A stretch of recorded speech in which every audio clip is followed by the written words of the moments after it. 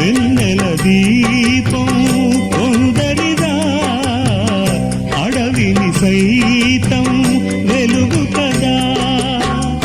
ఎల్లలు లేని చల్లని గాలి అందరి కోసం అందును కాదా. ప్రతి మదిని లేపే ప్రభాతరాగం పదే పదే చూపే ప్రధాన మార్గం. ఏది సొంతం కోసం కాదను సందేశం, పంచే గుణమే పోతే ప్రపంచమే శూన్యం. ఇది తెలియని మనుగడ కథ, దిశ నెరుగని గమనము కథ, సరళి రాధ తనే వసంతం. తన దరికి రాని వన